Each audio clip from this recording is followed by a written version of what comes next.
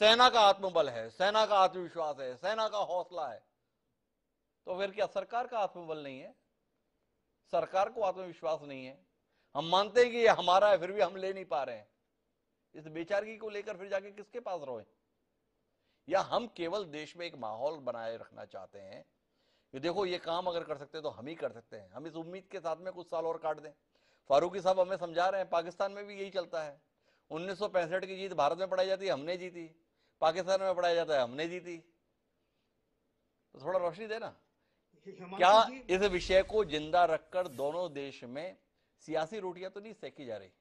इस संदर्भ में बतौर विशेषज्ञ कोई दृष्टि है आपकी? मैं इसके बारे में कहना जरूर चाहता था, जो कि हमारे पाकिस्तान के जो फारूकी साहब हैं, उन्होंने जो इस बारे में बात कही है, लेकिन मुझे अपना भारतीय संदर्भ इसमें कंप्लीट कर लेने दीजिए। मुझे नहीं लगता कि भारत की सरकार इसको राजनीतिक तौर पे देखती है। जी। इसको एक जेन्युइन तरीके से देखा जा रहा है। 370 और 35A के माध्यम से जो पाकिस्तान प्रायोजित जो अलगाववाद जम्मू एंड कश्मीर में पैदा किया गया था, वहां के लोगों के अंदर ये जो भावना पैदा की रखी गई थी, बना करके रखी गई थी कि तुम कुछ अलग हो, तुम थोड़े स्पेशल हो, वगैरह वगैरह, इसको इसको पूरी तरह से तोड़ दिया गया है। जम्मू एंड कश्मीर जो है भारत की मुख्य धारा में शामिल है, वो विकास की राह पर तेज गति से आगे बढ़ रहा है। और हम ये चाहते हैं कि जो हमारा जो जम्मू एंड कश्मीर का जो अधूरा जो पार्ट है, जो कि पाकिस्तान के इलीगल ऑक्यूपेशन में है, वहां पर भी विकास हो, वहां के लोग भी आगे बढ़े। वहां के लेकिन लोग भी आगे बढ़े। शहजाद फारूकी साहब को इसमें कुछ आपत्ति है? फारूकी साहब, आपकी आपत्ति को भी सुनना चाहूंगा और साथ ही आपसे जानना चाहूंगा कि धारा 370 की समाप्ति के बाद पाकिस्तान को यह आशंका पैदा नहीं हुई है कि अब भारत का अगला कदम पाक अधिकृत कश्मीर को भारत का हिस्सा बनाने के संदर्भ में ही रहने वाला है?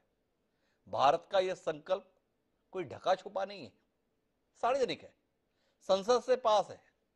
क्या पाकिस्तान इस संदर्भ में कोई मानसिकता के साथ है कि धारा 370 के प्रावधानों की समाप्ति के बाद अब अगला कदम अगर भारत की सरकार कोई उठाएगी तो पाक अधिकृत कश्मीर को भारत का हिस्सा बनाने के संदर्भ में उठाएगी? क्या सोचता है पाकिस्तान इस संदर्भ में? अच्छा देखिए, दो बातें आपके सामने रखना चाहूंगा। एक जी। तो अभी बात की शिमला एग्रीमेंट की बात हुई। जी। मैं तवज्जो दिलाना चाहूंगा आपकी कि ये मामला अक़वाम मुत्तहिदा गया था 40s में 50s में।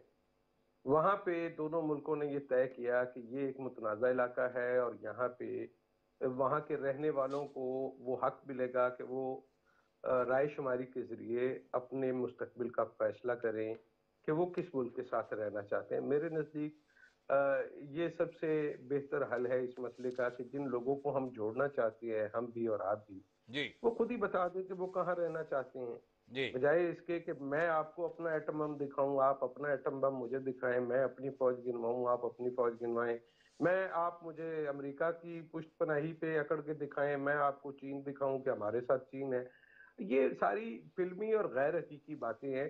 370 खत्म करना मेरे नजदीक वो जो स्पेशल उसका स्टेटस था वो अक़वाम मुत्तहिदा की करारदादों के ऐन मुताबिक था।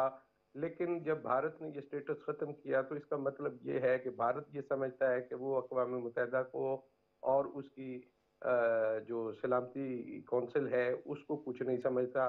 वो ताकत के जोर पे कुछ भी कर सकता है और उसने करके दिखा दिया। ये मैक्सिमम था जो वो कर सकते थे। जी। उन्होंने इसके जरिए वहां रहने वाले लोगों के हकूक गस्ब किए। अभी सोडी साहब गालबन बता रहे थे कि वहां पे बड़ा विकास हुआ है और हमारे यहाँ लोग जो हैं वो बहुत पीछे रह गए हैं। मैं ये गुजारिश करूं कि वहां पे तो आपने फौजी छावनियां बनाई हैं। आप मुझे सिर्फ मकबूजा कश्मीर में चले आप वाला जो कश्मीर है मैं उसको यूं पेश कर देता हूं आपके सामने। उसमें आपके कितने फौजी इस वक्त मौजूद हैं और ये आपकी टोटल फौज का कितना बड़ा हिस्सा है जो आपने वहां लगा रखा है।